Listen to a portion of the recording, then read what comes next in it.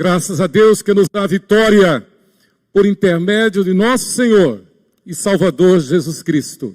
A Ele a honra, a Ele a glória, a Ele louvor, a Ele a adoração. E a sua ressurreição é a razão da nossa existência. A sua ressurreição é a base, é o fundamento da nossa fé. É em virtude da sua ressurreição que nós não somos os miseráveis mais, mas os resgatados do Senhor. A ressurreição de nosso Senhor Jesus, a sua Páscoa, o seu pechá, o seu passar por cima das nossas casas, marcadas com o sangue dele, o sangue de Jesus. Ele que é a propiciação pelos nossos pecados, ele que é a nossa Páscoa. É tão importante, talvez você não lembre, mas todo domingo nós comemoramos a Páscoa do Senhor Jesus. É o primeiro dia da semana, que tornou-se o sábado cristão. Sábado não tem nada a ver com um dia na semana. Sábado é repouso, é descanso, é consagração, é dedicação. Como nós aprendemos lá na escola dominical, não é, pastor Lucas? No departamento infantil. E aqui as nossas crianças aprendem também. O domingo é o dia do Senhor. Nada de televisão, nada de futebol, nada de esporte, nada de outra coisa. É dia da escola dominical, é dia de servir ao Senhor. Nós aprendemos desse jeito. É um dia de consagração. É o nosso sábado. Por quê? Porque ele ressuscitou no primeiro dia da semana. E este dia recebeu o nome de, literalmente, Dia do Senhor. Não tem nada a ver com o que alguém quer inventar aí, misturando o inglês e querendo dar uma explicação herética. Não tem nada de dia do sol. Não tem nada do Sunday em inglês. Não é nada disso. Nem tem nada de invenção desse Papa ou daquele Papa. Nada. O primeiro dia da semana recebeu o nome de Dia do Senhor, que em latim literalmente é domingo. O dia do Senhor. O dia da ressurreição. Claro, nós não poderíamos deixar passar em branco a oportunidade de falar sobre isso hoje, quando no calendário comemoramos a Páscoa de nosso Senhor e Salvador Jesus Cristo. Lembrando também que toda vez que a gente celebra a Santa Ceia, a gente está celebrando a Páscoa de nosso Senhor e Salvador Jesus Cristo. A Ele a honra, a Ele a glória, a Ele louvor, a Ele a adoração. Se eu soubesse cantar e tivesse quem tocasse, talvez Lucas faça isso depois, Lucas. Mas eu quero ler a poesia do hino 194 do nosso inário. 194 do nosso inário. E você pode acompanhar aí no inário, novo cântico. Mas é a resposta do crente à mensagem da Páscoa. Morada feliz, morada feliz. Com Jesus, a morada feliz, prometida e segura nos céus, avistamos o lindo país pela fé na palavra de Deus. Com Jesus no porvir, viveremos no lindo país. Com Jesus no porvir, viveremos no lindo país. Pacientes, podemos penar, se sofrermos por Cristo Jesus, pois sem culpa, sem falta ou pesar, viveremos no reino de luz. No descanso perfeito, eternal, desfrutando o labor que passou, cantaremos em tom triunfal os louvores de quem nos amou. Com Jesus no porvir, viveremos no lindo país. Com Jesus no porvir, viveremos no lindo país. Essa graça é decorrente da ressurreição de nosso Senhor Jesus. A nossa pátria está nos céus, a nossa esperança está nos céus. A razão do nosso viver está em que vamos para o céu. E por que razão? Porque aqui nós vivemos e nos movemos e existimos em função do ressurreto, em função daquele que venceu a morte em nosso lugar, em função daquele que esmagou a cabeça da serpente, do inimigo, e nos deu liberdade e nos chama de os seus resgatados, os resgatados do Senhor, o seu sacerdócio real, a sua nação santa, o povo de propriedade exclusiva do seu senhorio. A Jesus toda a honra, toda a glória, todo louvor e toda adoração. Assim eu saúdo a todos, desejando a todos feliz Páscoa. E feliz Páscoa é ter Jesus no coração. Feliz Páscoa é ter Jesus no coração. Os anjos disseram a Pedro, a João, a Maria: por que procurais dentre os mortos ao que vive? Ele não está mais aqui. Ele ressuscitou. O túmulo ficou vazio. Mas sabe por quê? E para que o túmulo ficou vazio? Para que o nosso coração seja cheio dele. Ele saiu do túmulo, daquela gruta, para então entrar no nosso coração. Isso é Páscoa. Ele sai da sepultura e entra no coração de todo aquele que crê. Por isso que as portas do inferno não podem prevalecer contra a igreja. Nada pode impedir o avanço do evangelho. Nenhuma perseguição, nenhuma afronta, nenhuma ameaça pode impedir o avanço do evangelho, porque esta obra é do Eterno, é do Todo-Poderoso. Essa obra é de nosso Deus triuno, Deus Pai, Filho e Espírito Santo. A você que nos acompanha pelas redes sociais, continue conosco. Se ainda não se inscreveu, inscreva-se no canal da Igreja Presbiteriana 12 de Agosto. Dê o seu sinal de gostei, isso torna relevante o canal da Igreja 12 de Agosto. Você que está aqui também, é importante entrar no YouTube e dizer que você está ligado, que você está assistindo. Dê o teu sinal de gostei, faça um comentário. Isto é relevante. E hoje, graças a essa tecnologia, significa proclamação do Evangelho. Significa pregação do Evangelho. Porque mais e mais o YouTube vai apresentar, vai indicar o canal da igreja e mais pessoas irão ouvir a voz do Evangelho. A você que está aqui também, receba o nosso abraço em nome do Senhor Jesus. Está conosco, nos visitando, Terezinha da Silva. Eu pediria a Terezinha que ficasse de pé, por gentileza. Está aqui ao lado de Jô Santana. Seja bem-vinda. Seja bem-vinda, Terezinha. Permaneça de pé um instante. Tem mais alguém que nos visita e que eu não tenho o nome? Tem mais alguém nos visitando? Se tiver, por acaso, dê um sinal, fiquem de pé. Nós saudamos a Terezinha. Vamos todos dizer: Terezinha, seja bem-vinda em nome do Senhor Jesus. Esta igreja ama você. Volte sempre. Deus te abençoe. E vamos orar por você, tá bom? Obrigado, Terezinha. Irmãos, antes do estudo, eu quero comunicar que a nossa irmã Rosinha, da Ação Social da Igreja, convoca para amanhã, às 13 horas, uma reunião referente ao Ministério da Sopa, Café, Pão e Mensagem da Salvação, que voltará a ser feito lá no USE, no Hospital João Alves, a partir do dia 25. De amanhã a 8, então, voltarão os trabalhos. E, detalhe, foi o hospital que ligou e perguntou: vocês não vão voltar? Vocês não vão voltar? Podem vir. Por causa da pandemia foi suspenso o trabalho, mas agora, graças a Deus, o trabalho voltará. É um trabalho que a igreja faz há mais de 15 anos, e muitos frutos o Senhor tem nos dado através desse trabalho. Então, quem puder, quem quiser participar do ministério que a gente chama no popular, o Ministério da Sopa, no USE, então venha amanhã às 13 horas aqui no templo para uma reunião com a nossa diretora, a nossa irmã Rosinha. Não esqueça, amanhã às 13 horas aqui. Muito bem.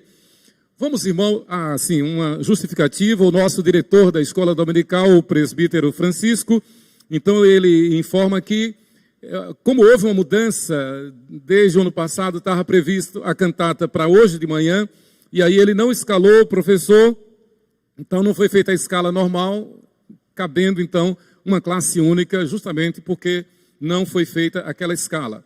E lembrando que hoje à noite teremos a cantata do coral Jandiel Lira Moura, o coral de adultos da igreja, e de hoje a 8, próximo domingo, dia 24, teremos também no culto das 18 horas a cantata da Páscoa, feita pelo coral infantil, o Ministério Infantil, sob a coordenação de Anaile e Roberta. Então, hoje à noite, a cantata de Páscoa pelo coral de adultos. De hoje a 8, no culto das 18 horas, a cantata de Páscoa pelo coral infantil. Estejamos orando por esse trabalho, vindo e trazendo visitantes. Uma oportunidade tremenda de evangelizar, com a mensagem de Páscoa. Irmãos, então vamos ao nosso estudo de hoje. O texto que nós lemos é o texto base da nossa lição, Isaías 56, que o reverendo Marco leu conosco. Isaías 56. Nós vamos então, com a ajuda aí de André, me socorra. Eu nunca aprendo a mexer com isso. Isso me deixa todo inseguro. Cadê, André? Aqui. Alguém me socorra, por favor. É Isaías 56, enquanto alguém me ajuda aqui a mexer com isso. Cláudio, você sempre me socorrendo. Cláudio, misericórdia. Pense num negócio que me deixa nervoso. Isaías 56. Está funcionando?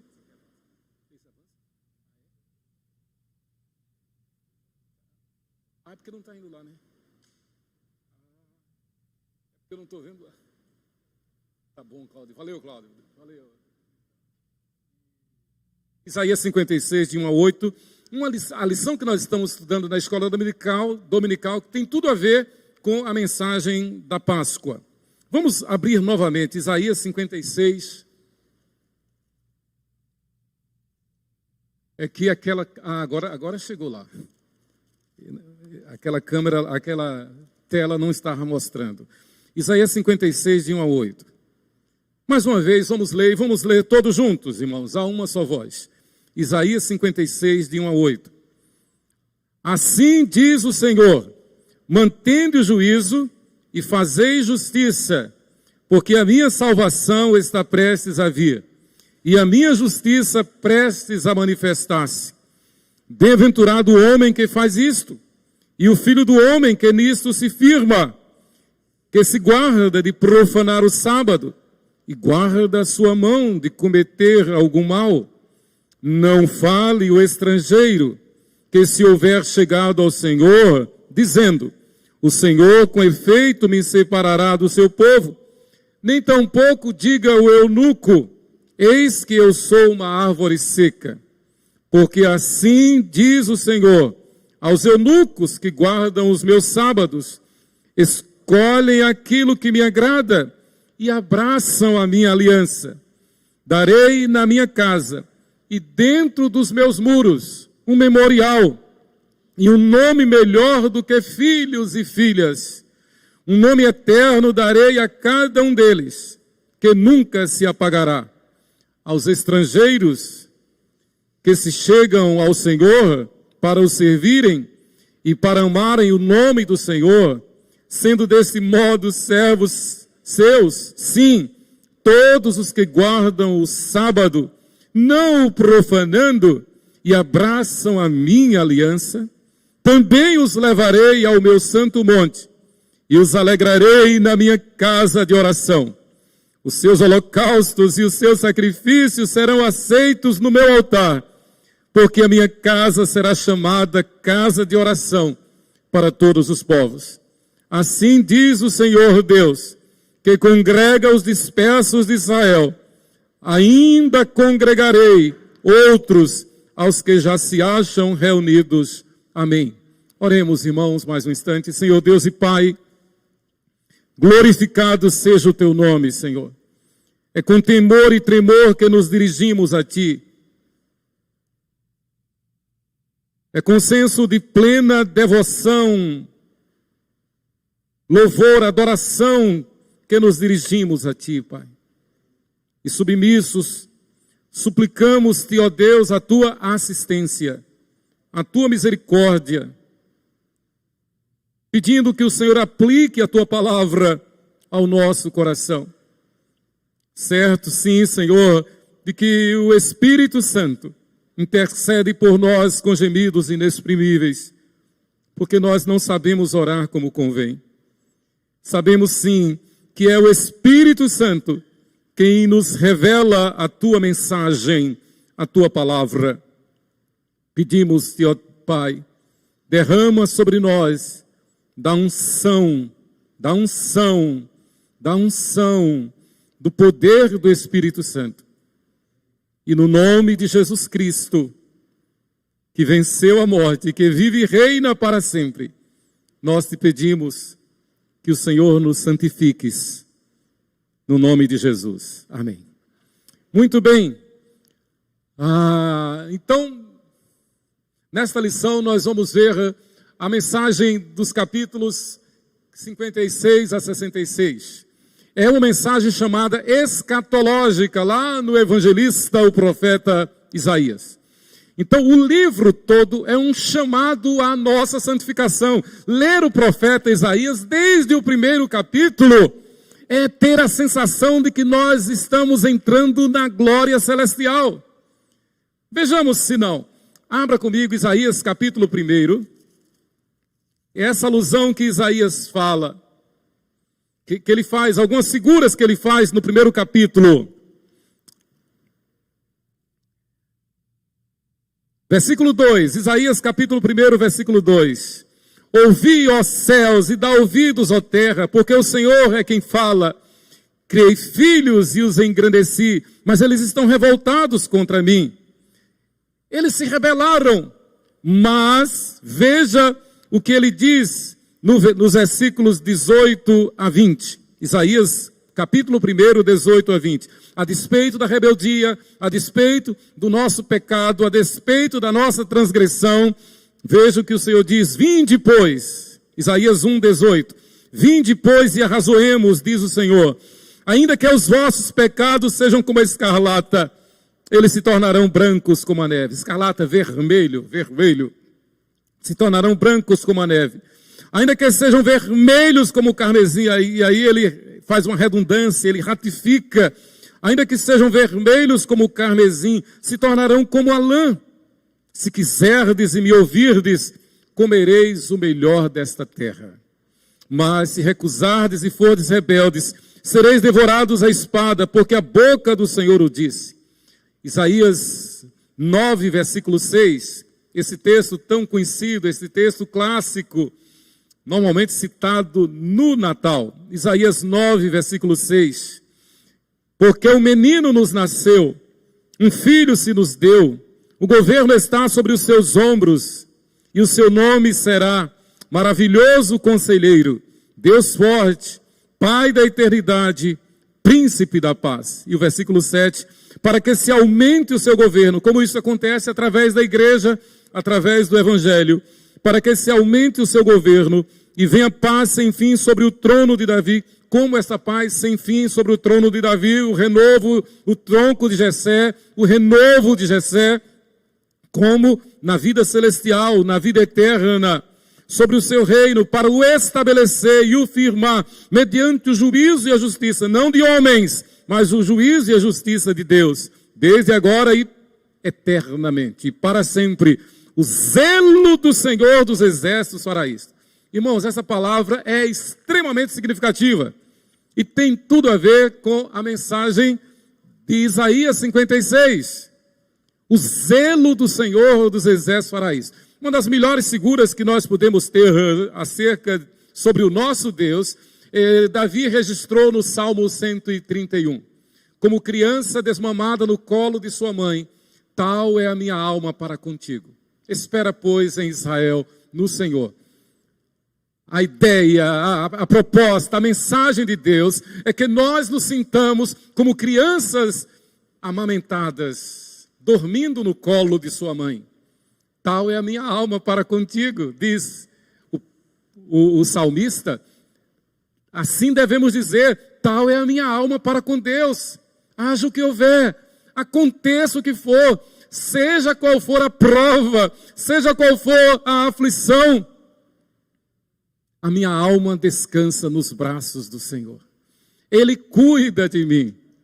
O choro pode durar uma noite, é verdade, mas a alegria vem pelo amanhecer.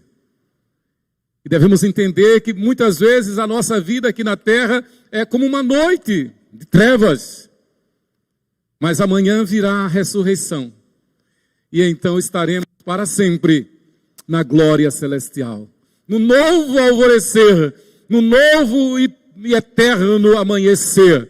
O choro pode durar uma vida na terra, 70, 80, 100 anos, canseira, enfado, mas logo, logo virá a ressurreição.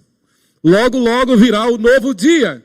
Então a mensagem de Isaías é uma mensagem profética, escrita, dirigida prioritariamente, primeiramente, para os egressos do cativeiro na Babilônia. Imagine que Isaías está profetizando isto 200 anos antes. Isaías viveu no século 8º antes de Cristo, e agora o cativeiro babilônico aconteceu no século VI. Então, 200 anos antes, Deus fala através do seu profeta: vai ter um cativeiro, vocês vão para o cativeiro, vocês serão disciplinados, vocês serão provados, vocês serão corrigidos, mas haverá um retorno. Haverá um Dario, um ímpio, um gentio, que decretará a vossa volta, o vosso resgate. Haverá homens como Zorobabel, homens como Esdras, homens como Neemias, que vos trarão de volta do cativeiro. E nós então podemos dizer, como o apóstolo Paulo: eu sei em quem tenho crido. Irmãos, a nossa vida cristã, e a nossa vida é cristã, isso é uma redundância. E aqui um parênteses: para o cristão não tem o santo e o profano, não tem o santo e o secular. Para o cristão tudo é santo. Quer comamos, ou bebamos, ou façamos outra coisa qualquer, fazemos tudo para a glória de Deus. O culto é aqui, o culto é na quadra, o culto é em casa, o culto é na praia, o culto é no shopping, o culto é onde o cristão estiver. É culto, porque ele é santo, santo, separado para Deus. Muito bem, então Isaías está anunciando da parte de Deus: vocês voltarão. Mas não é exatamente isto que o Evangelho nos prega, nos fala. Nós estamos aqui, neste vale de lágrimas, como disse Davi, neste vale de sombra da morte. Não é isso mesmo? Nós vivemos assustados, atordoados, perplexos. Não há segurança neste mundo, mas com Jesus há morada feliz. Viveremos no lindo porvir, com Jesus na morada feliz. Nós vivemos em função disso, é por isso que a gente prega o Evangelho, é por isso que a gente se consagra, é por isso que a gente vem para a escola dominical, é por isso que a gente ama a congregação, é por isso que a gente ama a palavra de Deus lá em Hebreus, que diz: não deixeis de congregar, como é o costume de alguns. É por isso que nós temos sede de estar congregando e congregados, e assim vivendo o Evangelho, consagrando-nos ao Senhor, consagrando a nossa vida no altar, servindo ao Senhor com alegria, consagrando todo o nosso ser, materializando isso nos dízimos e ofertas, fielmente dedicados ao Senhor, sabendo que é através da fidelidade da igreja que a igreja cumpre a sua missão. E aqui um parênteses: a causa do cativeiro babilônico não foi outra senão desobediência, estritamente, principalmente. E aí eu pergunto: qual foi a principal desobediência do povo de Judá e por isso foi levado para o cativeiro? É uma pergunta à classe. Qual foi, rapidão, a principal desobediência? Foi em relação ao culto, a um culto profano. Eles faziam culto bonitos, ajuntamentos solenes, né? Eles não deixaram de fazer os holocaustos, não deixaram de cumprir os rituais, os sábados, as luas novas, as festas, mas eles faziam o culto de forma hipócrita. Então, a principal causa pela qual Deus mandou o reino de Judá, representando todo Israel, para o cativeiro babilônico, foi que eles transgrediram o culto. Eles blasfemaram contra o culto. Eles fizeram um culto do seu jeito. Eles fizeram um culto conforme a sua vontade. E aí é um perigo, né? Nesses dias tão difíceis, é um perigo, né? Querer fazer um culto para agradar as pessoas. Querer fazer um culto para confundir-se com a mensagem do Evangelho. Então, querer fazer um culto não para ensinar o Evangelho, não para pregar o Evangelho, mas para agradar as pessoas. E fazer as pessoas virem não por causa da mensagem do Evangelho, mas pelo fato de encontrar algo que lhe seja confortável. E aí, como alguém já disse, nesses dias é um perigo, porque muitos dizem, eu posso ter culto em casa, então eu não preciso ir. Cuidado, isto não é bíblico. Claro que tem exceções, mas não é regra. Exceção não é regra. E o pior, então tem aqueles que dizem, eu não preciso ir, eu fico em casa, e aí não fica em igreja nenhuma. Fica pulando de igreja em igreja, de programa em programa, de vídeo em vídeo, de transmissão em transmissão. Detalhe, e aí deixa de ter compromisso. Uma outra causa, além da profanação do culto, foi a falta de compromisso com Deus. Eles cuidavam de si, das suas casas, casas no campo, casas na praia. O profeta Ageu denuncia isso de forma bem contundente. Eles cuidavam de si, mas não tinham tempo para Deus. Não tinham tempo para o culto. Não tinham tempo para consagrar-se a Deus. Dava o dízimo de coisas mínimas, mas do importante, do maior, não dava o dízimo. E Jesus condenou isto também. Então, eles foram contaminados pela idolatria. Lá na Babilônia, eles foram contaminados pela idolatria, pela hipocrisia e pela indiferença. Então, aumentou mais a culpabilidade dos judeus lá no cativeiro babilônico. Muitos foram contaminados e trouxeram as contaminações. Então, Deus os convida à sua casa de oração. A expressão casa de oração significa a presença de Deus. Deus chama o povo a estar na sua presença. Aquela mesma palavra que ele disse a Abraão: Abraão, anda na minha presença e ser perfeito. Aquela mesma palavra que Jesus diz no Sermão do Monte, Mateus 5,48. Portanto, sede vós perfeitos, como perfeito é o vosso Pai Celestial. Não perfeição no sentido de não pecar, mas perfeição no sentido de obedecer. Obedecer. Ter a consciência tranquila de que nós estamos obedecendo aquilo que Ele estabeleceu. Nós não somos perfeitos, mas nós fomos chamados a andar com o perfeito. Então, a perfeição é honrar o perfeito que nos chamou. Então, Deus nos convida a estar, casa de oração é estar na presença de Deus. Deus nos dá uma promessa de restauração para Israel. O versículo 8. Assim diz o Senhor Deus, que congrega os dispersos de Israel.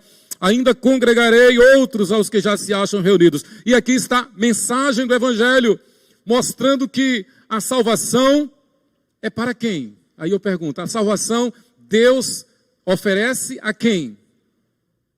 A todos, judeus e gentios. Então aqui Isaías está quebrando um paradigma terrível. Isaías está mexendo numa ferida que foi a causa pela qual os judeus crucificaram Jesus. Quando Jesus disse que a mensagem era para outros povos.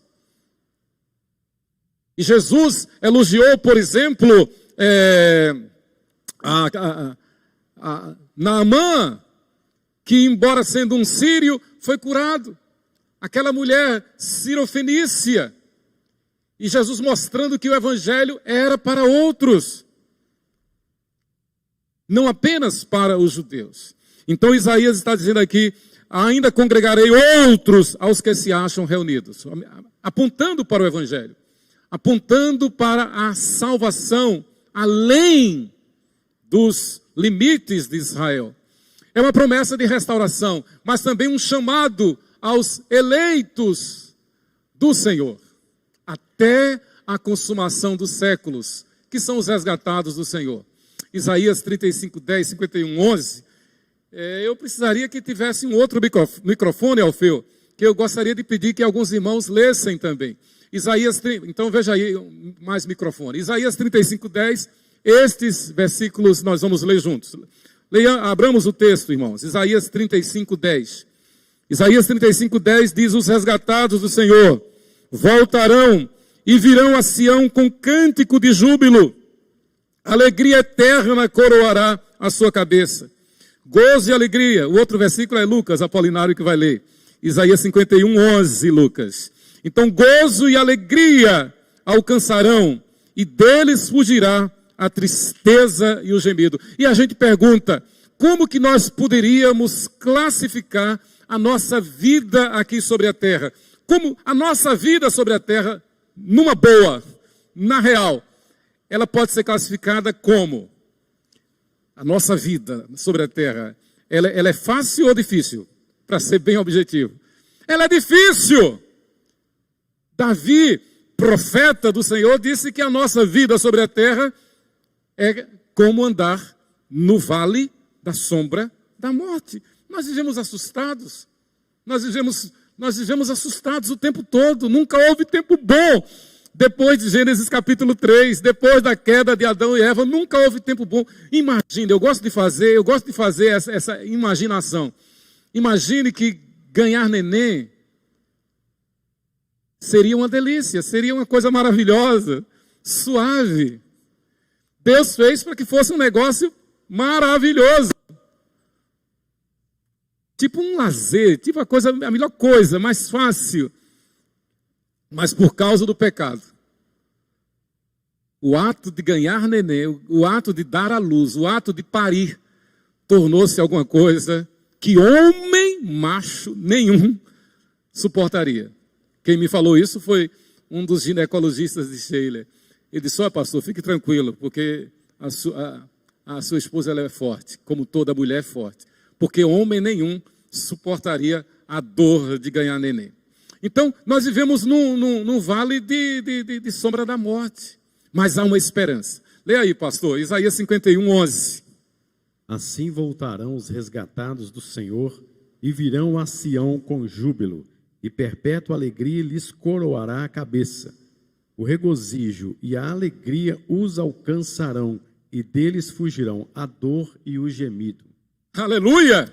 Isso por causa da ressurreição. Um texto desse é para a gente bradar. Deles fugirão o quê, pastor? Deles fugirão a dor e o gemido. E deles fugirão a dor e o gemido. A lamúria, a lamentação, a reclamação, a dor, a doença, a tristeza. Vai fugir de nós. Porque há um novo dia. E enquanto nós estamos aqui na terra, é para testemunhar do Evangelho, para sermos instrumentos nas mãos de Deus, para que outros, assim como nós, também goze do fruto da salvação, da bênção da salvação. Então, neste primeiro ponto, a vida de justiça e a verdadeira espiritualidade, é o que nosso estudo fala. O primeiro ponto, a vida de justiça e a verdadeira espiritualidade. E aí é para nós refletirmos. E lembrar que religião é a tentativa do homem de ir a um Deus. Religião do religar é exatamente isso. Tanto que as pessoas nos lugares mais inóspitos, nos lugares mais distantes, nos lugares mais atrasados, digamos assim, elas têm sua religião. Quando os portugueses chegaram aqui, à nossa terra, ao Brasil, eles encontraram os habitantes. E eu pergunto, os habitantes daqui, que eram tidos como não aculturados, não civilizados, eles tinham uma religião, eles adoravam o sol, adoravam a lua, né? Árvores, animistas, como a gente conhece. Eles tinham sua religião. Os povos nos lugares mais distantes sempre tiveram suas religiões e continuam inventando religião. E continuam inventando religião. E detalhe, uma das características desse homem sem Deus é blasfemar. Claro, talvez a principal característica, blasfemar contra Deus. E é triste que se servem da sua religiosidade para blasfemar contra Deus, para afrontar Deus. Por exemplo, Deus diz, há ressurreição. Aí vem um e diz, não tem ressurreição, tem reencarnação. Isso é uma afronta contra Deus, isso é uma blasfêmia contra Deus. Né? O Senhor diz, é pela graça que somos salvos. Aí um grupo considerável no mundo todo diz, não, tem que cumprir a lei. Se fizer tudo certinho, mas não guardar o 7º dia, está condenado. E o pior é que essas mesmas pessoas não têm alegria da salvação, não têm a certeza da salvação, vivem numa crise constante. Têm o maior medo de comparecer perante o tribunal de Cristo. A igreja fiel, os resgatados do Senhor, têm o maior prazer de dizer como o apóstolo Paulo, e se você puder, diga comigo, para mim, o viver é Cristo e o morrer é lucro. Prefiro partir e estar com Cristo, que é incomparavelmente melhor. Crer na ressurreição, viver a mensagem da Páscoa, é ter essa convicção. É ser igreja é viver essa verdade. Nós vivemos, nós nos reunimos, nós temos ministérios, porque nós somos mais que vencedores. Nós já ressuscitamos espiritualmente. Então Deus, esse texto nos permite, da parte de Deus, claro, fazer a distinção entre religião e a verdadeira espiritualidade. Eu não gosto quando me perguntam, aliás, eu gosto. Quando me perguntam qual é a sua religião, aí eu digo, eu não tenho religião, eu tenho Jesus no meu coração. O cristianismo é ímpar, o cristianismo é puro, o cristianismo é perfeito, o cristianismo é único. A religião é o homem tentando ir a um Deus. O cristianismo é Deus deixando a sua glória, humilhando-se a si mesmo, tornando-se em semelhança de servo, em figura humana, despojando-se de si e vindo tabernacular conosco, e vindo a armar a sua tenda conosco, e sendo Deus conosco. Outro detalhe, o cristianismo não parte do homem para Deus, não é o homem quem escolhe servir a Deus, é Deus quem escolhe. Das ovelhas, Jesus disse, orando ao Pai, das ovelhas que tu me deste, nenhuma se perdeu. E Jesus diz ainda, não fostes vós que escolhestes a mim, antes eu vos escolhi a vós outros. E vos designei para que vades e deis fruto, e o vosso fruto permaneça como igreja. Daí a importância da igreja, daí o cuidado com a igreja, daí o zelo pela igreja, daí o amor que devemos ter pela igreja. Efésios 3, versículo 10. Muito bem, então a verdadeira espiritualidade é teocracia, irmãos. Por aí você já vê que o arminianismo cai por terra. A hipótese de que o homem tem livre-arbítrio para escolher ou rejeitar a salvação cai por terra. Porque o cristianismo não é um governo democrático entre Deus e os homens, e Deus discutindo com os homens, como é que vai ser? Vamos decidir isso, quem faz a proposta e quem vai ganhar a proposta. Não! Cristianismo não é democracia. O cristianismo é teocracia. Por isso que a gente enfatiza, e deve enfatizar o que a Bíblia ensina. Jesus é o nosso único Senhor e suficiente Salvador. E como ele diz a Paulo, a minha graça te basta. Ele nos basta, ele nos é suficiente. Então, Isaías está chamando o povo a viver a verdadeira espiritualidade. O governo de Deus, fora do padrão, não há salvação. Né? no governo de Deus, a teocracia, significa que fora do padrão do que Deus estabeleceu, não há salvação. E nós vamos ver esses textos. Nós vamos começar primeiro aí com o pastor Lucas, depois o pastor Lucas passa para Simone Sena ali, Simone Sena. Então, Lucas vai ler Isaías 5,16, e Simone Sena vai ler o 32,17, porque aquele lá nós já lemos, 18 a 20.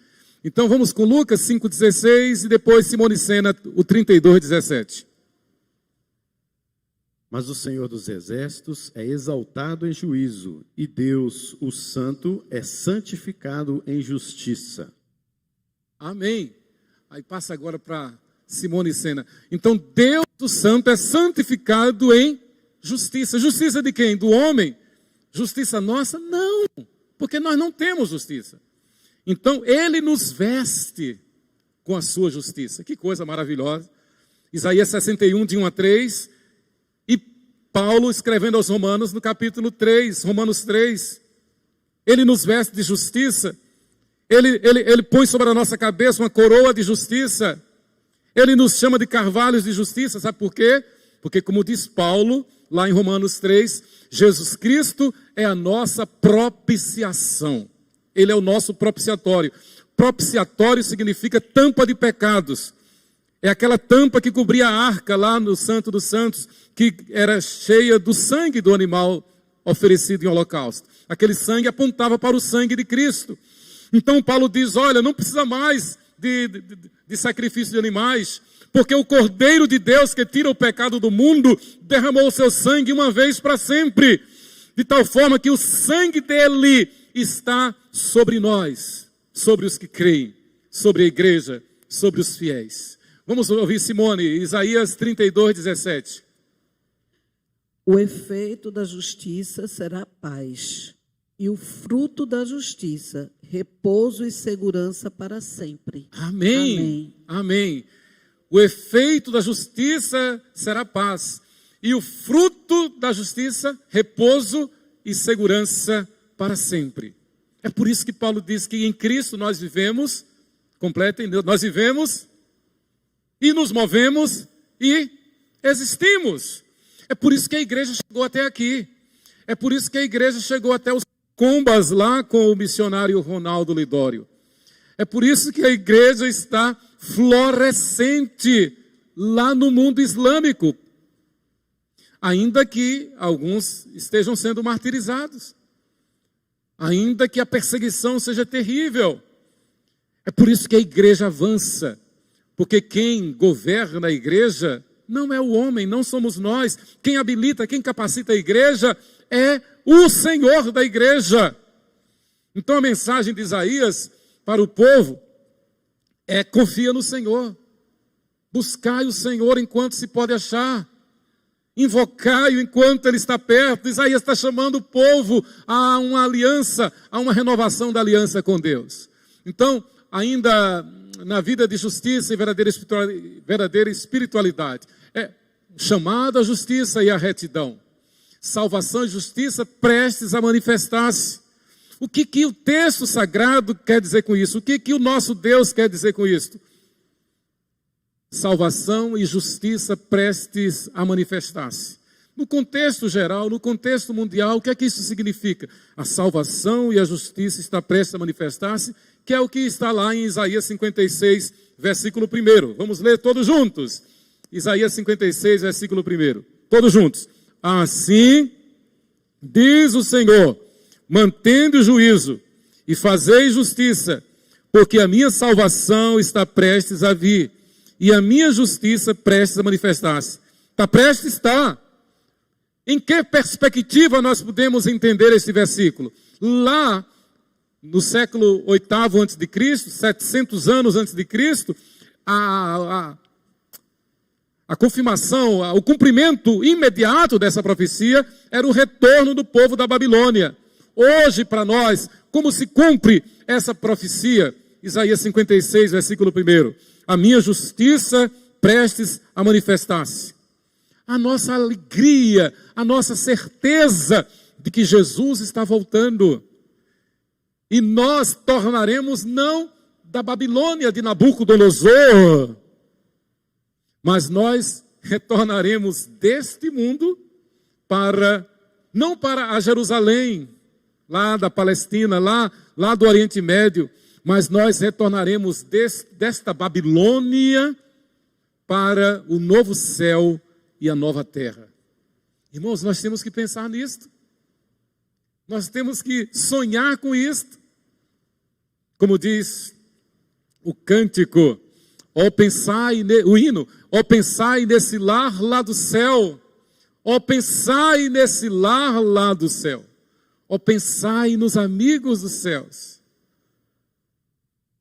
Nós temos que pensar no nosso reencontro com o Senhor.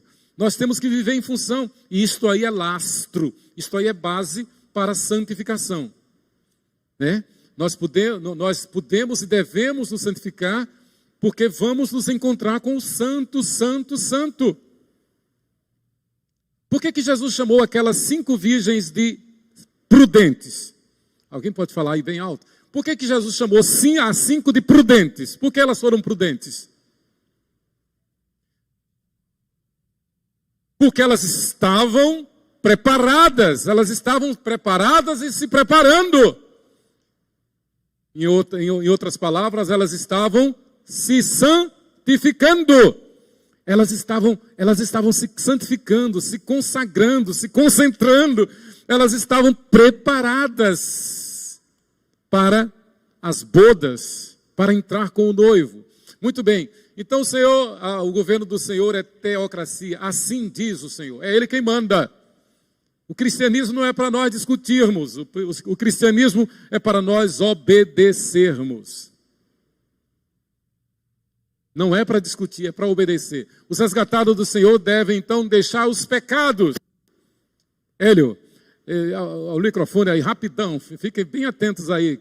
Quem for falar, levanta a mão e o microfone chega. Presbítero Hélio. Eu queria falar sobre essa questão da teocracia, né? Que foi o único governo monocrático do mundo que deu certo.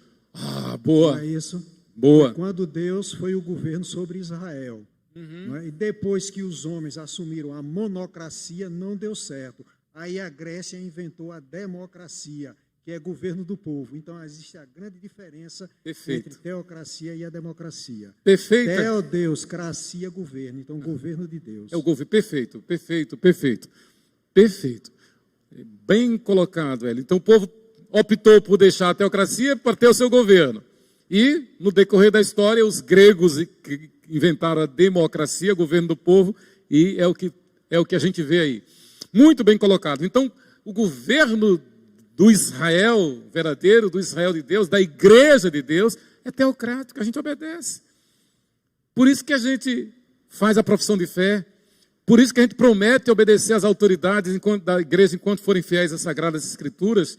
Por isso que a gente consagra a nossa família, por isso que a gente traz os nossos filhos para serem batizados, por isso que nós consagramos a nossa vida, os nossos dons, talentos, dízimos, ofertas, sem discutir,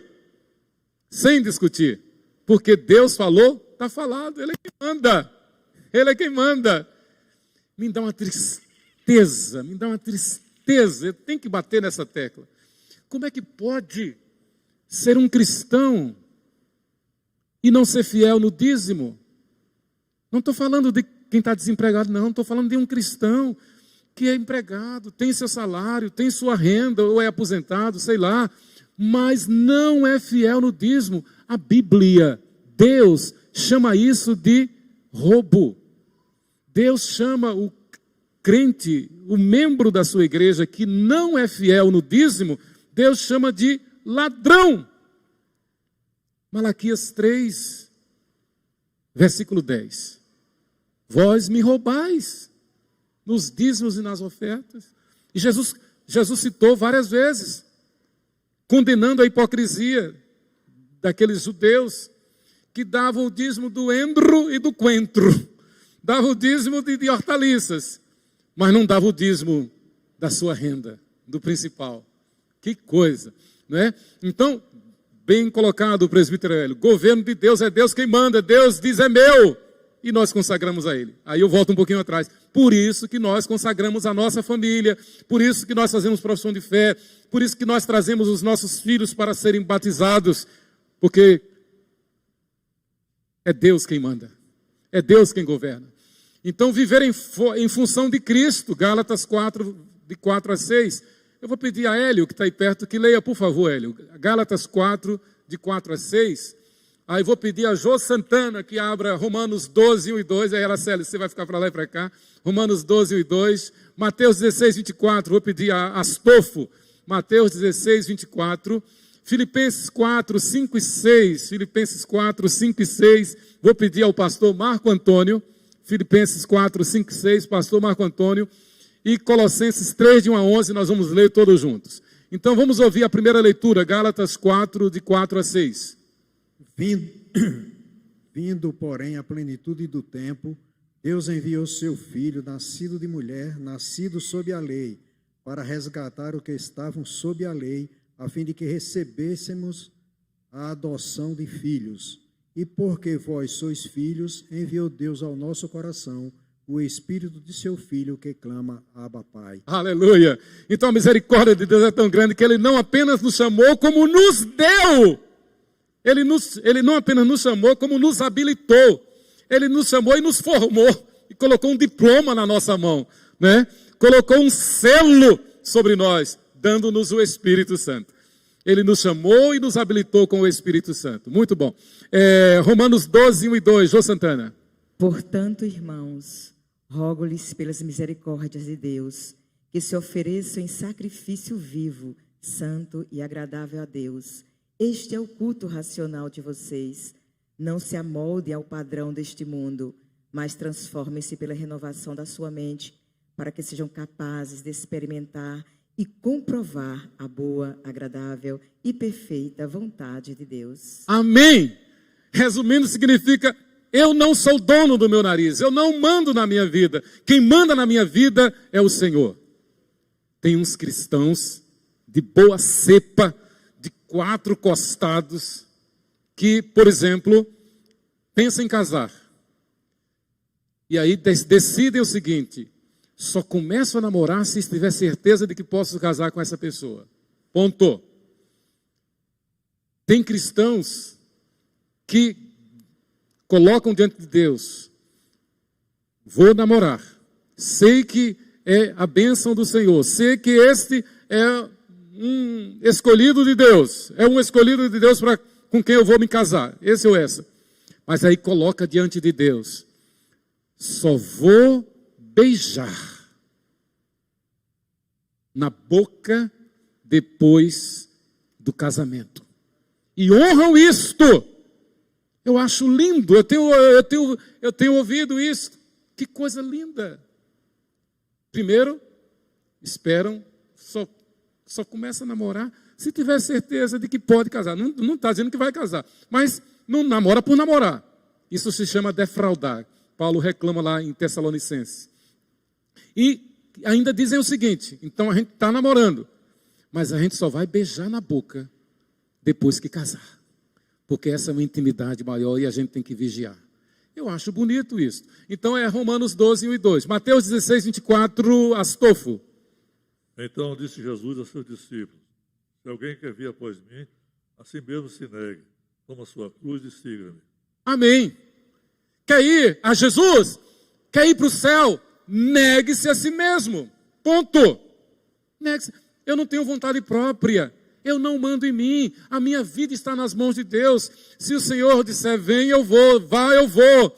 Então na igreja que é o corpo vivo de Cristo, eu estou primeiro para ser membro, para fazer minha pública profissão de fé. Eu não entendo como é que uma pessoa pode participar do culto, estar no culto, ver as bênçãos da igreja e não se tornar membro da igreja.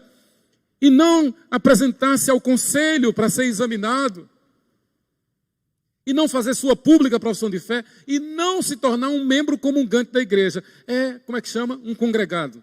É um visitante. É um circunstante. Mas não é membro.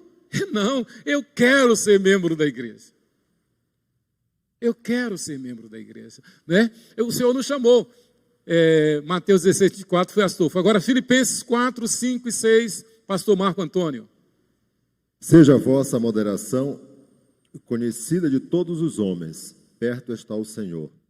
Não andeis ansiosos de coisa alguma.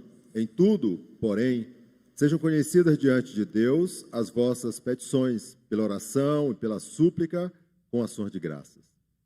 Amém. Tudo diante de Deus. As nossas orações, as nossas súplicas, os nossos sentimentos, os nossos desejos, as nossas vicissitudes, a nossa ansiedade e com ações de graças. Ou seja, com um coração feliz. Quem não passa tribulação, todos nós passamos. Quem pode dizer que não tem preocupação? Quem pode dizer que não tem nenhuma aflição? Todos temos, irmãos. Todos temos aflição. Né?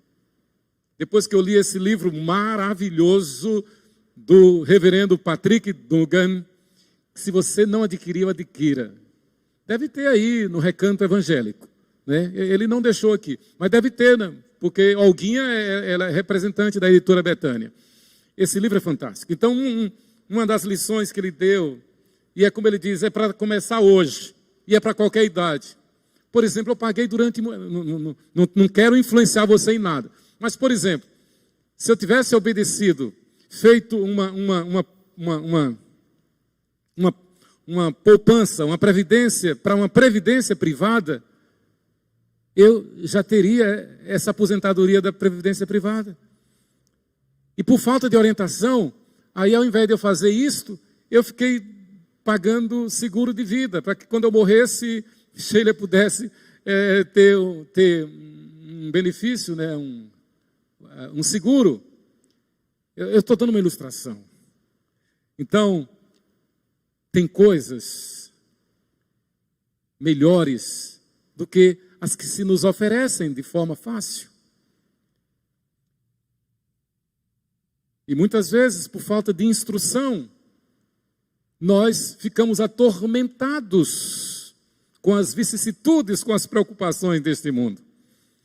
Então, na igreja nós aprendemos, na palavra nós aprendemos, né? E nunca é tarde para recomeçar, como diz o Patrick Dugan. Nunca é tarde para recomeçar. Vamos ler juntos Colossenses 3, de 1 a 11. Colossenses 3, de 1 a 11. Então, voltando à minha ilustração, o conselho que eu dou é o conselho que está nesse livro, né? Faça uma poupança para uma previdência privada. Ele diz, por exemplo, antes de ler Colossenses 3, de 1 a 11, e ele cita aqui um doutor, um especialista em finanças. Ele diz, se você poupar 1% do teu salário, você vai ter, depois de 20 anos, uma renda extra que nenhum seguro de vida dá. Então, eu já podia ter 2 vezes isto, né? Então, a palavra nos dá a sabedoria. Deus levanta na igreja instrutores, mestres, para nos ensinar, para nos orientar, conforme a palavra. Colossenses 3, de 1 a 11. Vamos ler juntos? Portanto, se fostes ressuscitados juntamente com Cristo, buscai as coisas lá do alto, onde Cristo vive, assentado à direita de Deus. Pensai nas coisas lá do alto, não nas que são aqui da terra, porque morrestes, e a vossa vida está oculta juntamente com Cristo em Deus. Quando Cristo, que é a nossa vida, se manifestar, então vós também sereis manifestados com Ele em glória. Fazei, pois, morrer a vossa natureza terrena, prostituição, impureza, paixão lasciva, desejo maligno e a avareza, que é idolatria. Por estas coisas é que vem a ira de Deus sobre os filhos da desobediência. Ora, nessas mesmas coisas andastes vós também noutro tempo, quando vivíeis nelas. Agora, porém, despojai-vos igualmente de tudo isto: ira, indignação, maldade, maledicência, linguagem obscena do vosso falar, xingamentos.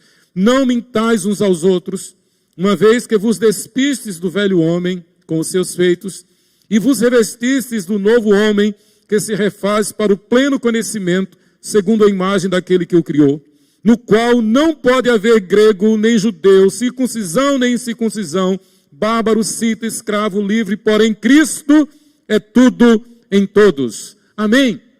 Então o nosso retorno, a nossa Babilônia foi o nosso estado de pecado.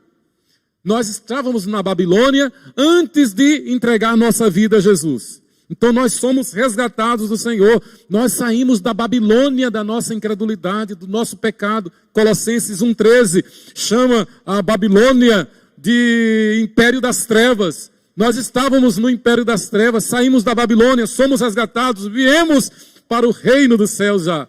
Por isso que é correto o que a teologia reformada diz, que o céu começa quando nós somos selados com o Espírito Santo. Então nós já vivemos na realidade do céu, embora neste vale de lágrimas. Isto é fundamental para garantir de que a salvação é um dom irrevogável, não se perde a salvação. Glória a Deus! Glória a Deus! Né? Não significa viver de forma relaxada, abusiva, ao seu bel prazer, é porque não teve salvação. É porque não teve salvação. Aí tem uns que levantam, mas pastor, e o fulano é assim, assim, é assado e tal, e como é que... Quem é salvo e tem certeza diz amém. Quem é salvo e tem certeza se santifica, porque sabe que sem santificação ninguém verá a Deus. E santificação é negar o nosso eu, negar as paixões da nossa carne. Muito bem, vamos à frente. Então, a vida de justiça e verdadeira espiritualidade ainda. E nós vamos ler juntos Isaías 61, de 1 a 3. Todos juntos também. Isaías 61, esse clássico. Isaías 61, de 1 a 3. As boas novas da salvação. Estamos no primeiro tópico da lição, que é vida de justiça e verdadeira espiritualidade. Então, nós somos chamados para isso e Isaías 61 diz, foi o primeiro texto que Jesus leu no início do seu ministério, Lucas capítulo 4, quando ele entra na sinagoga e alguém lhe dá o rolo, e lembra o livro do presbítero Astolfo, o rolo da lei, o rolo de Deus, do livro de Deus, e Jesus abre justamente em Isaías. Vamos ler juntos? O Espírito do Senhor Deus está sobre mim, porque o Senhor me ungiu para pregar boas novas aos quebrantados. Enviou-me a curar os quebrantados de coração, a proclamar a libertação aos cativos e a pôr em liberdade os algemados, a pregoar o ano aceitável do Senhor e o dia da vingança do nosso Deus, a consolar todos os que choram e a pôr sobre os que em Sião estão de luto uma coroa em vez de cinzas, óleo de alegria em vez de pranto, veste de louvor em vez de espírito angustiado, a fim de que se chamem carvalhos de justiça, plantados pelo Senhor para a sua glória. Amém? Esta palavra se cumpriu em Jesus e se cumpre na igreja.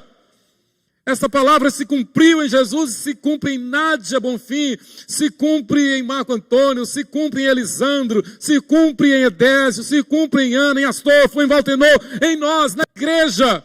O Espírito do Senhor está sobre nós. É por isso que a igreja 12 de agosto, vivendo a missão, organiza 23 igrejas lá em Gana, entre os concombas. Nós fomos lá? Não. Fisicamente não, mas espiritualmente fomos.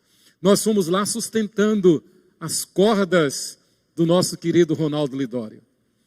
É por isso que ela vai lá para Quirguistão, lá para os Rúpidas, né? Já pensou se a igreja fosse infiel? Já pensou se a igreja fosse como alguns membros que dizem, eu sou membro, mas eu não dou o dízimo? Haveria missões? Haveria, Astolfo? Não haveria. Nem haveria igreja. Como é que a igreja ia sobreviver sem a fidelidade? Mas tem um remanescente fiel. E é esse remanescente fiel que sustenta. E a mensagem é que esse remanescente cresça. A mensagem é que esse remanescente que esse grupo não seja apenas um remanescente, seja o todo. Para que Cristo seja tudo em todos. como nós lemos lá em Colossenses. Então, nesse tópico, ele vai falar sobre a guarda do sábado. Isaías 56, 2, 4 a 6, que é fundamental. Isaías 56, 2, 4 e 6, ele enfatiza a questão do sábado, que, como nós já vimos, é o nosso domingo. Na verdade, é um chamado a que abracemos a aliança com Deus. Então, Deus estabeleceu um dia para nós nos consagrarmos, para endossar, para ratificar, para patentear a aliança dele conosco. Nós temos que honrar. Toda vez que eu olho para esse anel, eu me lembro que eu tenho uma aliança com o meu amor. E se eu tiro esse anel e leio por dentro, lá dentro do anel está o nome de meu amor. Isto é aliança. Então, o domingo, o primeiro dia da semana, o dia da ressurreição, o dia da Páscoa, é um dia que me lembra de que os 7 dias da semana são dele. De que eu sou dele 24 horas por dia, 365 dias no ano, a vida toda eu sou dele. Eu sou do Senhor. Então, nosso sábado ao domingo é o dia da ressurreição. E eu gostaria de ver com os irmãos esse comentário do nosso amado irmão, mestre da nossa igreja, o presbítero Solano Portela. Então, ele faz um comentário, está pequenininho, mas dá para ler. Sobre o domingo, o nosso sábado. Presbítero Solano Portela. Esse dia de descanso era o 7º dia no Antigo Testamento, ou seja, o nosso sábado, o nosso Shabat. No Novo Testamento, logo na igreja primitiva, vemos o dia de ressurreição de Cristo, marcando o dia de adoração e descanso. Isso é, o domingo passa a ser o nosso dia de descanso. Descanso das coisas materiais. É claro que Deus não é intransigente. Há funções de plantão, há profissionais que têm que trabalhar, médicos, policiais, motoristas, né, plantonistas. Claro, a lei não é a lei quem salva, é a graça quem salva. Mas nós temos que lembrar, a ideia do sábado é lembrar da aliança.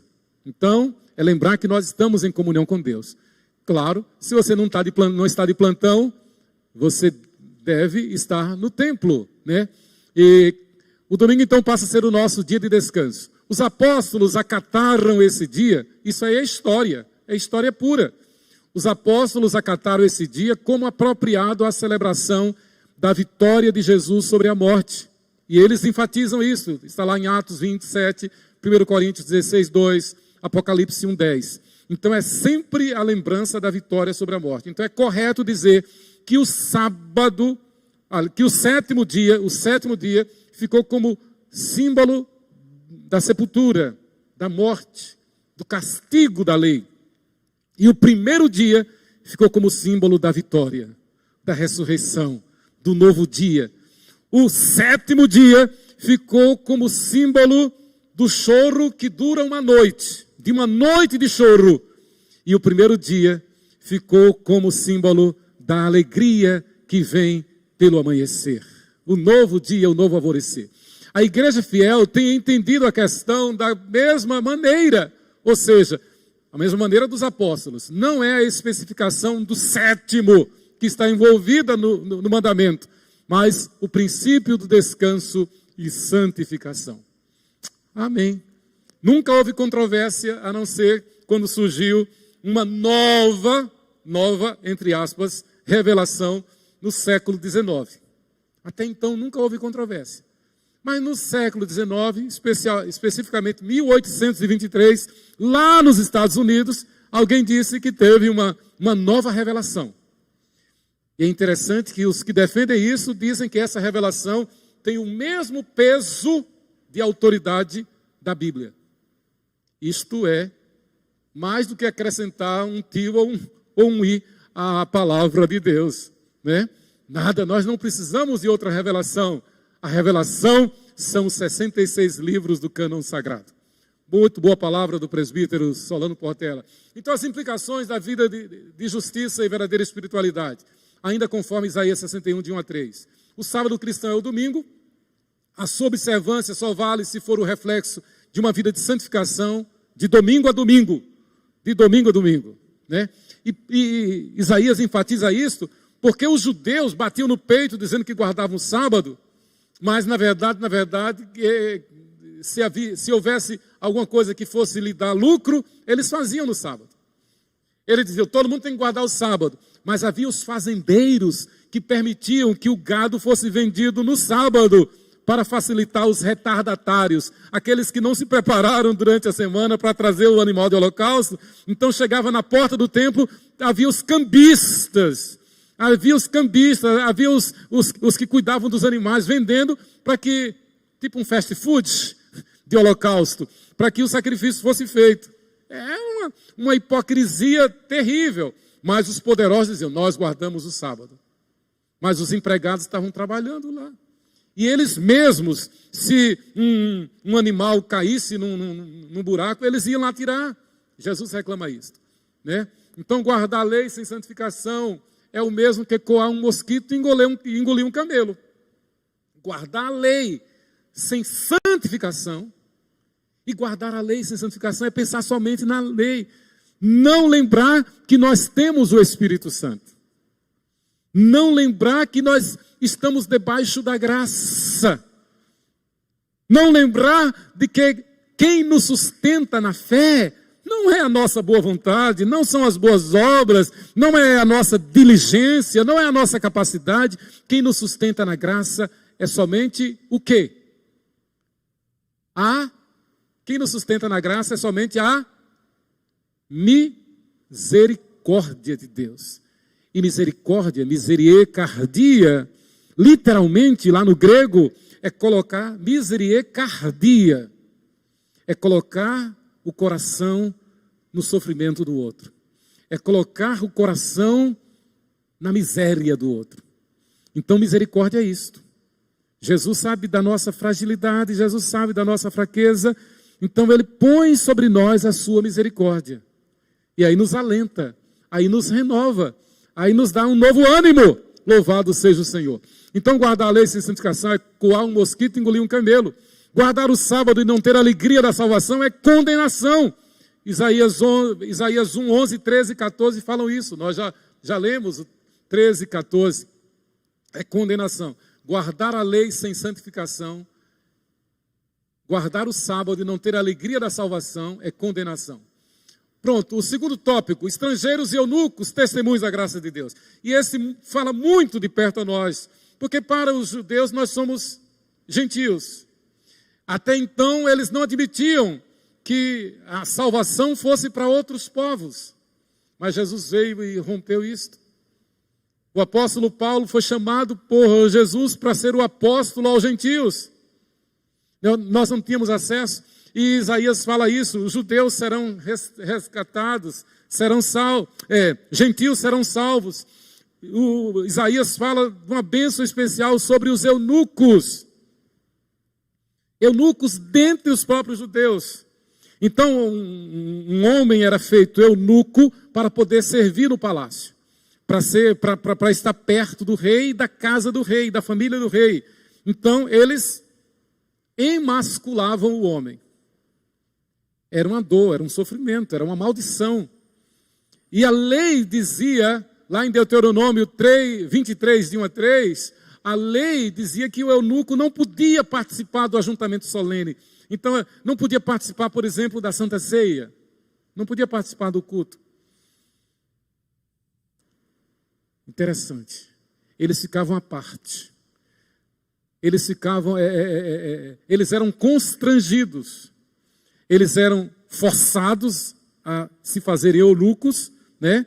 Eram vilipendiados, eram forçados, eram humilhados e, consequentemente, eram afastados do ajuntamento solene, da comunhão, da assembleia, do culto. Só para lembrar. A história mostra, não está escrito na Bíblia, mas Daniel, Ananias, Misael e Azarias certamente foram feitos eunucos lá na Babilônia, porque Nabucodonosor os escolheu para fazer parte do staff de eunucos. A Bíblia não diz, mas há uma dedução lógica. Então veja que dor, veja que horror.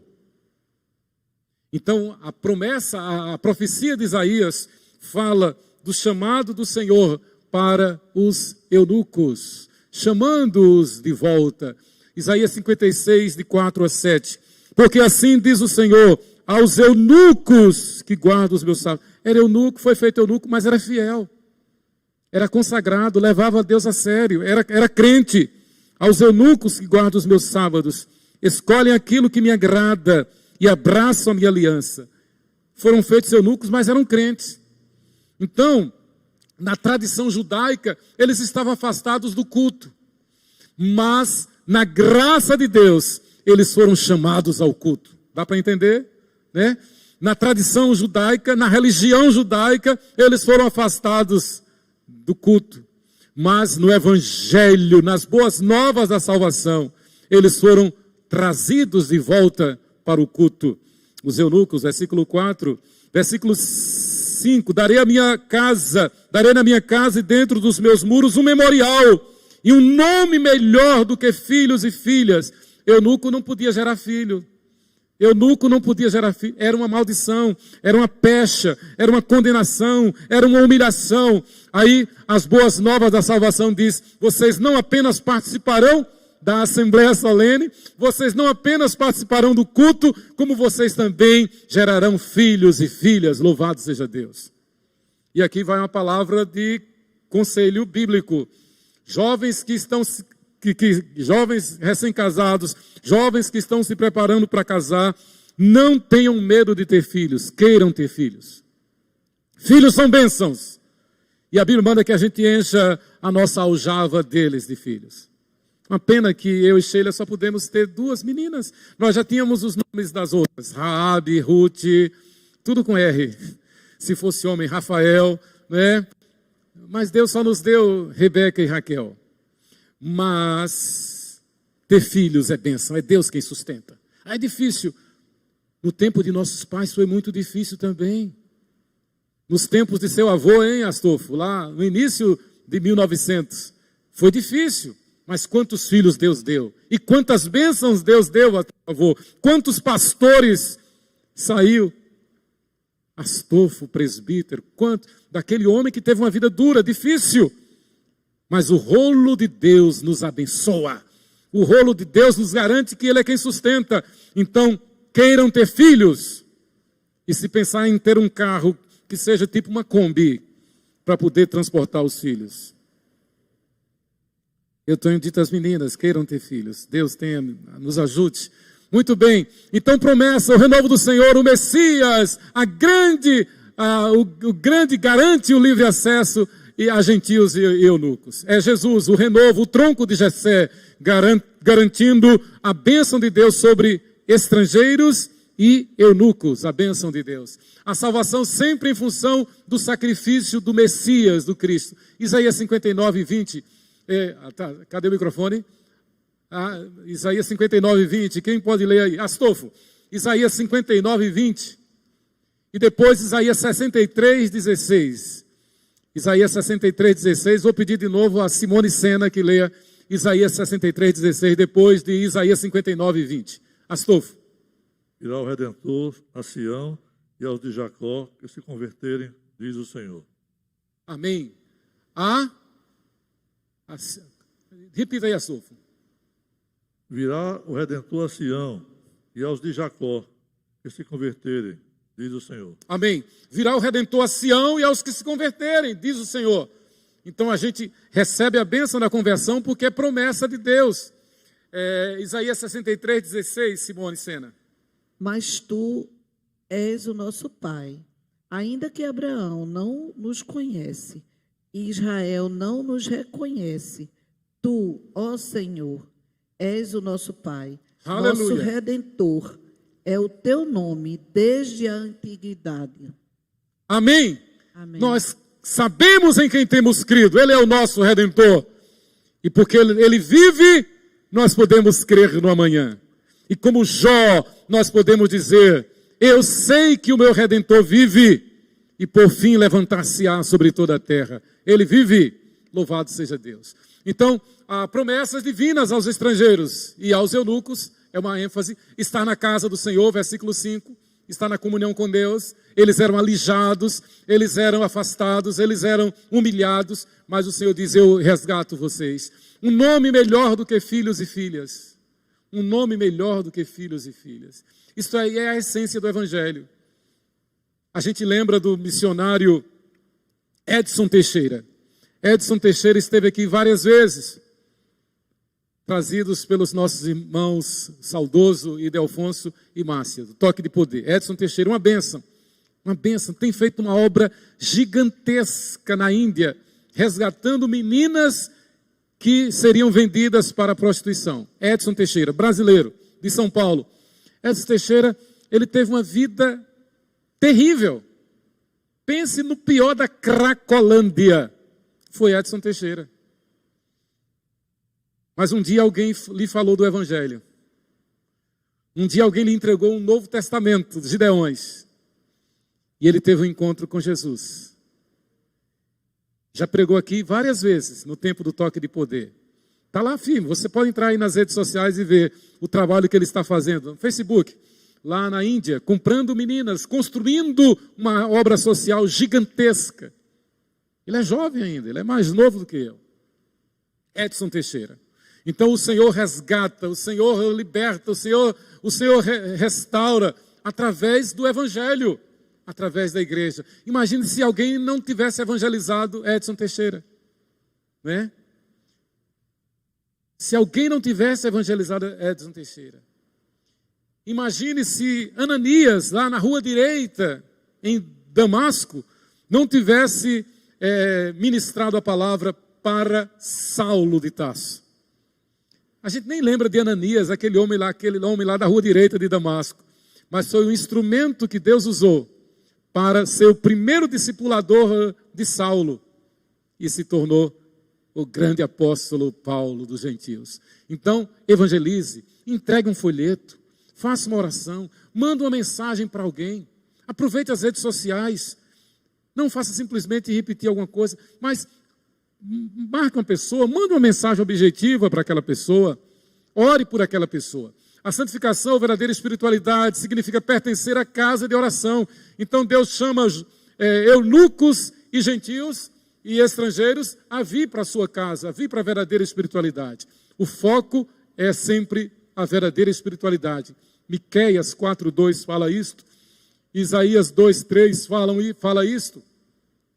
A identidade do povo de Deus, então, eleitos para ser servos, é o terceiro tópico da lição.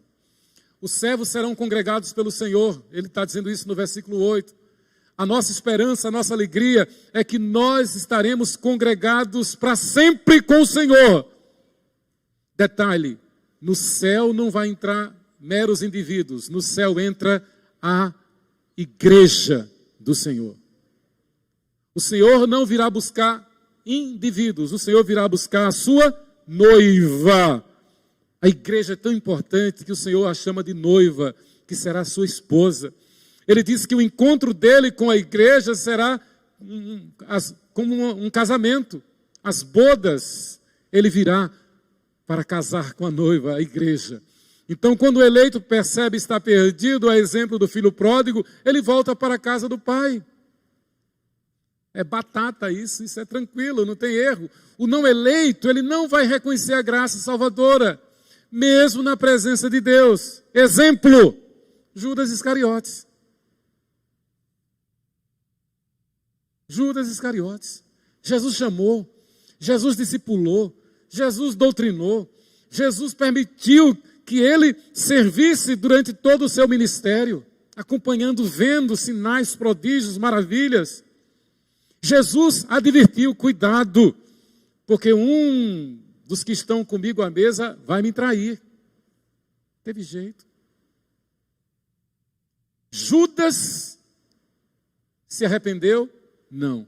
Judas sentiu remorso. Ele viu a besteira que fez, mas não se arrependeu. Ele viu a besteira que fez, mas não se arrependeu. E conscientemente ele foi e deu cabo de sua vida. Agora, outra ilustração que mostra o contrário. Pedro, no mesmo cenário, traiu Jesus 3 vezes. E a Bíblia diz que ele negou Jesus, quer trair? Negou com impropérios. Nada, nem conheço, nunca vi, sei lá quem é. Pedro. Mas Jesus advertiu: Pedro, olha, antes que o galo cante, você vai me negar 3 vezes. Daí a pouco, Pedro ouviu o galo cantar. Pedro sentiu remorso ou arrependimento? Arrependimento. Hã? Exatamente. Chorou amargamente. É o que aconteceu conosco, com Hélio, com Conceição, com Astolfo, com Ana, conosco. Nós percebemos, irmãos, isso é graça, é graça. O governo da igreja é teocrático, o governo de Deus é dele, e ele é perfeito. Quando eu dou uma topada, um dia desse eu dei uma topada, misericórdia, parecia que tinha arrancado o meu dedo. Ainda, olha, vai fazer 1 mês amanhã, mas ainda dói. Misericórdia. Quando a gente dá uma topada, a gente vê estrelas. Literalmente, a gente vê estrela. Mas olha, não tenha dúvida, numa topada, ou seja, no que for, a gente sente o cuidado de Deus. O que me vem à mente quando acontece uma coisa dessa é Deus cuida de mim. Ele sabe ele sabe de todas as coisas. E Ele não permite que eu seja tentado provado além das minhas forças. Deus está no controle. O fiel, o crente fiel, se submete ao governo de Deus. O infiel se rebela. É um Judas, não é? Então, a esperança escatológica, que aí, rumando para o final, ele está prestes a vir a minha justiça. Versículo 1, as 2 vindas do Messias, é uma aplicação para as 2 vindas do Messias. Qual foi a primeira vinda? Quando ele nasceu do ventre da Virgem Maria. E a segunda vinda, que a igreja tem que estar na expectativa, quando ele virá, e a Bíblia diz que das nuvens soará a trombeta, o arcanjo tocará a trombeta, e aqueles que forem dele serão arrebatados para o encontro com o Senhor nas nuvens. Primeiro, aqueles que já foram, os que ressuscitarão. E depois, Paulo diz, nós, os vivos, né, ele imaginava que Jesus fosse voltar nos seus dias, seremos arrebatados para o encontro com o Senhor nas nuvens. Então nós vivemos na expectativa de que ele voltará. A igreja não pode perder de vista, a igreja não pode negligenciar, a igreja não pode esquecer, a igreja não pode deixar de pensar um dia na volta do Senhor. Jesus está voltando. O túmulo ficou vazio, mas ele voltará para... Do mesmo... Maravilhoso. 10 dias, aliás, 40 dias, depois da ressurreição. Ele passou 40 dias aqui, depois da ressurreição.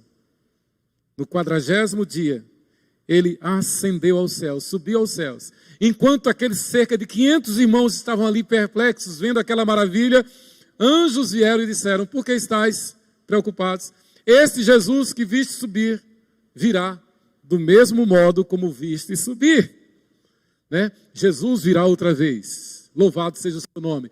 Então, aí nós vemos uma profecia que cumpre-se, ali tem cumprir-se em 3 momentos. A volta da Babilônia, foi o que aconteceu, e as 2 vindas do Messias. A primeira já aconteceu, só falta a segunda vinda. Então essa profecia de Isaías se cumpriu aí. No Messias há esperança para todos os que creem, sejam judeus, sejam gentios, sejam estrangeiros, sejam eunucos. No Messias há esperança de resgate, de redenção, de vida eterna. Aí a gente não pode deixar de lembrar na genealogia de Jesus. Na genealogia de Jesus, há pessoas que aos nossos olhos não deveriam estar. Né, que teve um caso com o sogro Judá, e o seu filho entra na árvore genealógica de Jesus. Raabe, que foi uma prostituta famosa lá em Jericó, mas que Deus a alcançou pela graça. E ela entra na família, na árvore genealógica de Jesus. Louvado seja o nome do Senhor. Ele é perfeito. E, para concluir e aplicar, Isaías 56, de 1 a 8, é a mensagem de encorajamento aos resgatados do Senhor. Irmãos, nós vivemos dias como que tais. Nós vivemos dias de aflição, é ou não é? A perspectiva de uma possível terceira guerra mundial. A gente tem que pensar nisso, né? Imagine que o homem mais poderoso do mundo hoje é uma pessoa que faz um discurso e de repente dá a mão para o nada e fica zanzando. Esse é o homem mais poderoso do mundo. Esse homem que está apertando a mão do Gasparzinho, de fantasmas, ele tem o poder de apertar um botão para desencadear uma guerra atômica. Então nós estamos à mercê. Na verdade, sempre foi assim, desde Gênesis capítulo 3. Né? A gente está, humanamente falando, nas mãos de pessoas malucas. Pessoas tiranas. Tipo Hitler. Né? Falar do que já morreu para não criar espécie. Mas não tem segurança nenhuma neste mundo. Assim era o povo de Judá na época em que foi para o cativeiro babilônico. Que tristeza! O rei Zedequias, num primeiro momento, Nabucodonosor levou o rei Joaquim, filhos de Josias, levou Joaquim lá para a Babilônia, como cativeiro, para o cativeiro. E deixou no seu lugar um irmão dele, Zedequias, e disse: Zedequias, não faça aliança com o Egito. Bem, Nabucodonosor não deu as costas, Zedequias foi lá e fez aliança com o Egito. Nabucodonosor voltou e vazou os olhos de Zedequias, primeiro matou os filhos de Zedequias na frente dele e depois vazou os olhos. Terrível, terrível. Resumindo, as consequências da desobediência diante de Deus. Nós estamos vivendo isto. Nós estamos vendo pessoas blasfemando contra Jesus, pessoas blasfemando na comemoração da Páscoa, pessoas blasfemando os templos, independente de credo, pessoas blasfemando o nome de Jesus, blasfemando Maria, que Deus escolheu para ser a mãe do Salvador, pessoas blasfemando a Bíblia, contra a Bíblia. Essas coisas estão acontecendo. A tendência é nos assustar. Vivemos uma época semelhante àquela pela qual o reino de Judá foi para o cativeiro babilônico. Mas nós não podemos perder a esperança, porque nós somos os resgatados do Senhor. Então, o cumprimento total acontecerá com as duas vindas do Messias. Então, uma parte já aconteceu, ele veio. Imagine que essa profecia foi dada 700 anos antes da primeira vinda de Jesus. Nós estamos agora 2000 anos depois que essa profecia se cumpriu na primeira parte. E na expectativa do seu cumprimento final, que será a volta do Senhor para buscar a igreja, e haverá então novos céus e nova terra, nova Sião, a nova Jerusalém. E para aplicar, em Cristo não há distinção de pessoas. A identidade é ser fiel a Jesus Cristo. A identidade do povo de Deus é ser fiel ao Senhor Jesus Cristo. O que o Senhor quer quando vier nos buscar é saber da nossa fidelidade. Fosses fiel no pouco, sobre o muito te colocarei. Entra no gozo do teu Senhor. E nós não devemos ter medo de entrar no gozo do Senhor. Nós não devemos ter medo, não. Nós queremos estar aqui para frutificar. Nós queremos estar aqui para trabalhar para Deus. Mas em contrapartida, nós não temos medo de entrar no gozo do Senhor, porque é incomparavelmente melhor do que tudo quanto pensamos ou imaginamos. Que Deus nos abençoe, que Deus nos encha da sua graça e nos lembremos sempre que a identidade do povo de Deus é a fidelidade a Deus. Você é fiel, então você participa, você pertence ao povo de Deus. Você é fiel, é porque você é um resgatado do Senhor. Você é fiel, é porque você submete-se ao governo de Deus. Que Deus nos abençoe, Que Deus nos ilumine, nos encha da sua graça. Vamos ficar de pé, vamos encerrar com oração. Pedir a Lucas, pastor Lucas, que ore por nós, impetre a bênção. E logo às 18 horas, nós estaremos de volta para o culto e a cantata de Páscoa do coral de adultos da nossa igreja. Pastor Lucas vai orar, impetrar a bênção. Deixa eu liberar aqui, Lucas. Deus abençoe a todos. Você que nos acompanhou de casa, um grande abraço. Senhor Jesus, leva-nos para as nossas casas em paz, guardados, protegidos pelo Senhor. E obrigado, Deus, por esta palavra ministrada, ó Deus, em nossos corações. Que possamos, ó Deus, nos tornar praticantes da Tua palavra. Que possamos, ó Deus, olhar sempre para a cruz de Cristo, a Sua morte, a Sua ressurreição. E obrigado, Senhor, porque hoje nós comemoramos a Páscoa e vemos, ó Deus, o mover do Senhor sobre a Tua igreja, crendo, confiando, tendo fé no Senhor, ó Deus, e na nossa ressurreição no final dos tempos. Nós bendizemos ao nome do Senhor e fortaleça-nos para que possamos sempre guardar a Tua palavra em nosso coração, para não pecarmos contra o Senhor. E meus queridos e amados irmãos, que a bondosa graça eterna do nosso Deus e Pai, a comunhão, as ternas consolações do Espírito Santo e a presença do nosso Senhor Redentor, aquele que morreu, que ressuscitou e vive pelos séculos dos séculos, repouse sobre você e sobre sua casa, sobre toda a igreja, noiva de Cristo nesta terra, hoje e para todo sempre. Amém e amém. Amém, queridos. Deus nos abençoe. Feliz Páscoa em nome de Jesus.